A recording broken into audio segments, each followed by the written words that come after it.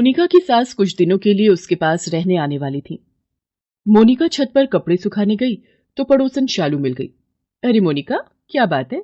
आज तो तूने बड़ी जल्दी मशीन लगाकर कपड़े धो भी लिए। अरे वो आज मेरी सासू माँ आने वाली है ना। फिर तो तेरे से मिलना जुलना बहुत कम हो जाएगा। अरे वो ज्यादा दिनों के लिए नहीं आ रही हैं, मुश्किल से 1-2 हफ्ते बस। लगता है दरवाजे की घंटी बज रही है। लगता है राहुल माँ जी को लेकर आ गए हैं। मोनिका नीचे जाकर दरवाजा खोलती है। माँ जी, पाए लागू। सफर में कोई तकलीफ तो नहीं हुई? तकलीफ की तो पूछो मत। गर्मी में बुरा हाल हो गया। ट्रेन में इतनी गर्मी थी कि परेशान हो गई मैं तो। मेरे लिए सबसे पहले मीठी लस्सी बना दे, फिर मैं ठंडे पानी से नहा लूंगी। माँ, मैं ऑफिस के लिए निकलता हूँ, मुझे थोड़ा काम है, आप आराम करो। माँ जी, आपके लिए पनीर की भुर्जी और मूंग धुली हुई दाल बनाई है। नहा लो, मैं रोटी सेक देती हूँ। सास के आ जाने से मोनिका को शालू से बात करने का वक्त ही नहीं मिलता था। ऐसे ही एक दिन, मोनिका बहू, कहाँ है? कितनी देर से आवाज लगा रही हूँ। ये दरवाजे पर खड़ी किससे बातें कर रही है? ठीक से सुनाई नहीं आ रहा।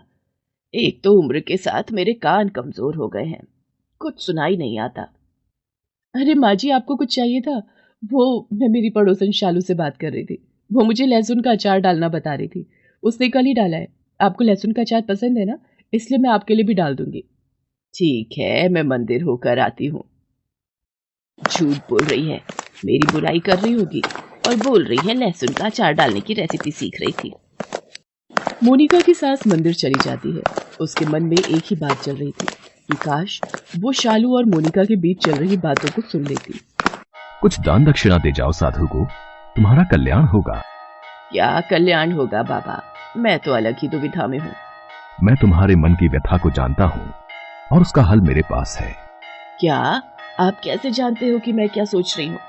तुम यही सोच रही हो ना कि तुम्हारी बहू तुम्हारे बारे में क्या सोचती है। हाँ साधु महाराज, आपने बिल्कुल सही पहचाना।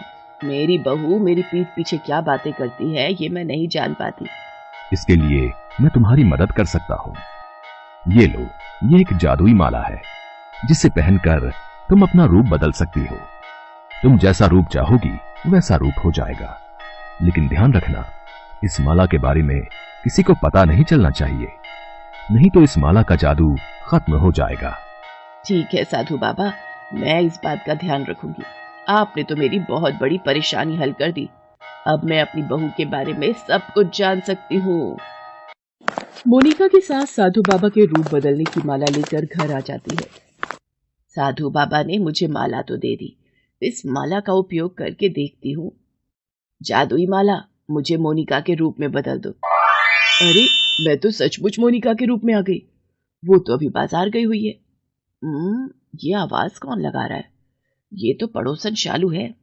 मोनिका, कितनी देर से तुझे आवाजें लगा रही थी? ये ले, लहसुन का अचार लाई थी। वैसे तेरी सास अभी तक आई तो नहीं ना? उसके आने से पहले छुपा ले, वरना सारा खा जाएगी तेरी सास। तू कह रही थी ना सास के पीछे से देकर जाओ। अच्छा, तो ये बात है। मेरे बारे में ये बातें होती हैं। किस सोच में पड़ गई? जल्दी से पकड़, नहीं तो कहेगी कि सास आ गई है, मुझे ये काम करना है, वो काम करना है, सास ने तंग किया हुआ है। शालू मोनिका बनी सास को सारी बात बताकर चली जाती है, पर मोनिका की सास के मन में और भी बातें जानने की इच्छा थी। वो अपने रूप में वापस आ जाती है। ये बहुत बढ़िया तरीका है। रूप बदलकर मैं किसी से भी किसी की बात जान सकती हूँ। मैं कुछ दिनों के लिए क्या आई, मोनिका बहू ने तो मेरी बुराइयां करनी शुरू कर दी। अब मुझे मोनिका बहू को सबक सिखाना ही हो। एक दिन मोनिका की सास शालू का रूप बनाकर मोनिका के पास जाती है। और मोनिका, तेरी सास कैसी है? कब जा रही है वापस अपने शहर? अरे अभी कहाँ, अभी तो अगले महीने और रुकने का इरादा है। पता नहीं और कितने दिन झेलना पड़ेगा इन्हें। बताओ, ये आजकल की बहुएं हैं, मुझे झेल रही है ये। क्या करूं शालू, जब से मेरी सास आई है एक पैर पर खड़ी होकर सारे घर का काम करना पड़ता है। अच्छा, मैं चलती हूँ सासू माँ के लिए घिया के कोफ्ते बनाने, नहीं तो कहेंगी कि उनकी पसंद का खाना नहीं बना। ये रूप बदलने वाली माला ना होती तो मेरे सामने ये सच्चाई ना आ पाती। मोनिका की सास ऐसे ही कभी मोनिका और कभी शालू का रूप बदलकर मोनिका के मन की बात जान लेती थी। पर एक दिन, अरे आंटी जी, आज आप कपड़े सुखा रहे हो? मोनिका नहीं है क्या? अक्सर वही कपड़े धोकर सुखाने आती है, आज आप आए हो। हाँ, वो राहुल के साथ बाजार गई है, उसे थोड़ा काम था इसलिए। पता है आंटी जी, आपको इस उम्र में काम करता हुआ देखकर मुझे अपनी मम्मी की याद आ जाती है। वो भी बिल्कुल आपकी तरह है, सारा दिन घर का काम करती है। वैसे मोनिका आपके बारे में जितना गलत बोलती है ना, आपको देखकर बिल्कुल भी नहीं लगता कि आप ऐसे हो। वो तो आपकी मेरे से कितनी बुराइयां करती है कि कभी कभी तो मुझे गुस्सा आ जाता है कि वो आप जैसी देवी समान सास के लिए इतना गलत कैसे बोल जाती है। इसका मतलब इस शालू की आदत है इधर की उधर चुगली करना। मुझे इससे सावधान रहना होगा और मोनिका बहू को भी इसके लिए सावधान करना होगा। बहू को बिगाड़ने की असली जड़ यही है। मुझे मोनिका के सामने इस शालू की सच्चाई लानी ही होगी, नहीं तो ये हमारे घर को खराब कर देगी। मोनिका की सास समझ गई थी कि मोनिका को बिगाड़ने में और भड़काने में सबसे बड़ा हाथ शालू का है, इसलिए मोनिका की सास ने शालू की सच्चाई मोनिका के सामने लाने की सोची। और एक दोपहर जब मोनिका घर से काम कर रही थी तो मोनिका की सास ने शालू का रूप लेकर उससे बात करनी शुरू कर दी। अरे शालू, तू कब आई? दरवाजे से तो आते तुझे देखा नहीं। अरे तेरी सास से छुपते छुपाते आई हूँ। वो आजकल मुझ पर बहुत नजर रखने लगी है। शायद उन्हें मेरा तुझसे बात करना अच्छा नहीं लगता। मैं तो कहती हूँ कल की गाड़ी से ही अपनी सास को वापस भेज दे। कैसी हालत हो गई है तेरी, कितना काम करना पड़ता है तुझे उनका। शालू खबरदार, बहुत हो गया। मेरी सासू माँ जैसी भी है वो मेरी माँ समान है। ये बात ठीक है कि उनके आने से मेरा काम बढ़ गया है, पर अगर यही मेरी अपनी माँ होती तो क्या मैं उनके लिए काम नहीं करती? क्या तुम अपनी माँ के लिए काम नहीं करोगी? पर तू तो खुद ही तो कह रही थी कि उनके आने से बिजली का बिल ज्यादा आने लगा है, घर खर्च भी बढ़ गया है, तो फिर वो सब क्या था? मैंने गुस्से में बोल दिया था। पर तुझे पता है शालू, कल मेरा जन्मदिन है। मुझे राहुल ने पहले ही बता दिया। इस बार मेरे जन्मदिन पर मेरी सास मुझे सोने का हार गिफ्ट में दे रही है। अब बता वो कितनी अच्छी है, और मैं उनके बारे में इतना गलत सोचती थी। उन्होंने तो मेरे लिए काम वाली से भी बात कर ली है। वो राहुल से बोल रही थी कि जब वो यहाँ से जाएंगी तो एक काम वाली लगा कर दे देंगी जिससे मुझे सहायता मिले। मैं तो बहुत भाग्यशाली हूँ कि मुझे माँ जी जैसी सास मिली।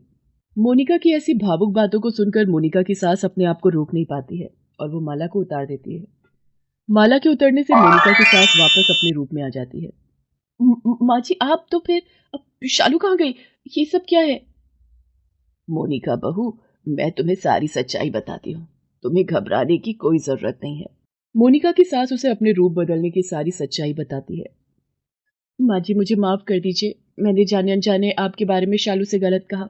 मुझसे भूल हुई। मोनिका, मैं जानती हूँ तुम खुद गलत नहीं हो। शालू ने ही तुम्हें हमेशा भड़काया है। वो तुम्हारी बुराई मेरे से करती है, मेरी बुराई तुम्हारे से। उसका यही काम है। इसलिए मैं शालू की सच्चाई तुम्हारे सामने लाना चाहती थी। तुम्हें तो पता भी नहीं था कि शालू के रूप में मैं तुमसे बात कर रही हूँ, पर तुमने मुझे मान सम्मान दिया, ये जानकर मेरा दिल भर आया। माँ जी, पर अब इस रूप बदलने की सच्चाई का मुझे पता चल गया है। अब तो इस माला का जादू खत्म हो गया होगा। अच्छी बात है मोनिका बहू, माला का जादू खत्म हो गया, पर एक फायदा तो जरूर हुआ। आज मैं ये जान गई कि तुम मुझे बहुत प्यार करती हो। आप भी तो मुझे बहुत प्यार करते हो माँ जी।